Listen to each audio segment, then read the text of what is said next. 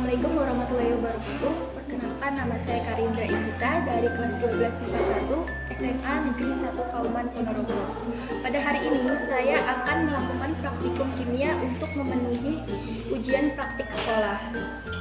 Praktikum yang akan saya lakukan adalah elektrolis larutan garam dengan elektroda pensil. Tujuan dari praktikum ini yaitu yang pertama mengetahui proses elektrolisis pada larutan NaCl, yang kedua mengetahui zat apakah yang terjadi sebagai hasil elektrolisis pada anoda, dan yang terakhir yaitu mengetahui ion apakah yang terbentuk pada katoda sebagai hasil elektrolisis. Gelas dan air, 2 buah pensil, kardus, garam dan sendok, kabel penjepit buaya, dan baterai 9 volt. Pertama-tama siapkan 2 buah pensil yang masing-masing ujungnya sudah diraut. Kemudian siapkan papan kardus yang sudah dilubangi dengan ukuran diameter pensil. Selanjutnya masukkan kedua pensil tersebut ke dalam lubang yang ada pada papan kardus. Selanjutnya siapkan air dan masukkan garam ke dalam gelas dan aduk hingga merata. Kemudian masukkan kedua buah pensil ke dalam larutan garam. Kemudian hubungkan baterai 9 volt dengan grafit yang ada pada pensil menggunakan kabel yang saling terhubung dengan capit buaya.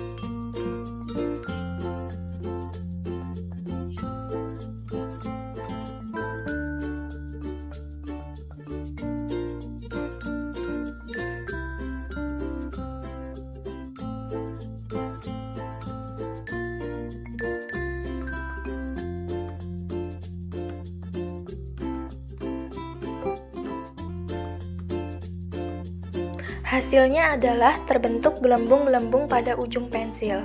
Dan ini dia proses elektrolisis yang terjadi. Proses elektrolisis ini adalah suatu proses di mana arus listrik bisa menguraikan larutan elektrolit, yang artinya terjadi proses perubahan energi listrik menjadi energi kimia atau yang biasa disebut dengan reaksi redoks. Pensil yang dihubungkan kabel berwarna merah bermuatan positif atau anoda, sedangkan yang berwarna hitam bermuatan negatif atau katoda. Elektrolisis memerlukan perantara elektroda yang tercelup dalam larutan elektrolit saat tegangan diterapkan terhadap elektroda itu. Terus kenapa sih bisa terbentuk gelembung-gelembung gas pada masing-masing ujung pensil? Nah, simak pembahasannya. Pada praktikum kali ini, kita gunakan garam atau NaCl dan air. Kemudian menggunakan elektroda karbon yang telah dialiri arus listrik positif dan negatif. Kemudian di sini ada NaCl yang terdiri dari ion Na+ dan Cl-. Lalu ada air atau H2O yang terdiri dari ion H+ dan ion OH-. Pada praktikum kali ini terbentuk gelembung-gelembung gas pada anoda dan katoda. Lalu gelembung-gelembung gas apa sih itu? Pada anoda yang bermuatan positif, maka akan menarik ion-ion yang bermuatan negatif. Salah satunya adalah ion Cl- yang kemudian akan memberikan elektronnya kepada anoda. Disinilah terjadi proses oksidasi dengan rumus 2Cl- menjadi Cl2 plus 2E.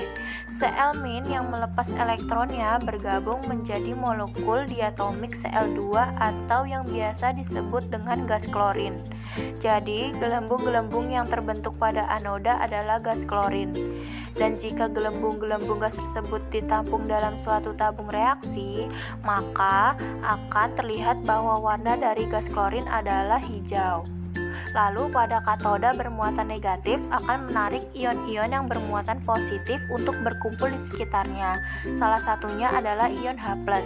Kemudian ion H+ akan menerima elektron dari katoda dan terbentuklah reaksi reduksi dengan rumus 2H+ plus 2E menjadi H2. Ion H+ yang menerima elektron dari katoda maka akan terbentuk molekul diatomik H2 atau yang biasa disebut dengan gas hidrogen.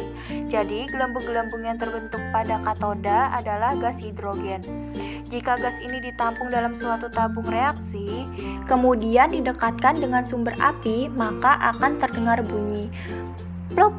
Sementara itu masih tersisa ion Na+ dan ion OH-. Kedua ion ini bergabung membentuk senyawa NaOH yang merupakan basa kuat. Kemudian dapat disimpulkan bahwa praktikum elektrolisis ini menghasilkan natrium hidroksida, gas hidrogen, dan gas klorin yang dapat dirumuskan 2NaCl plus 2H2O menjadi 2NaOH plus H2 plus Cl2.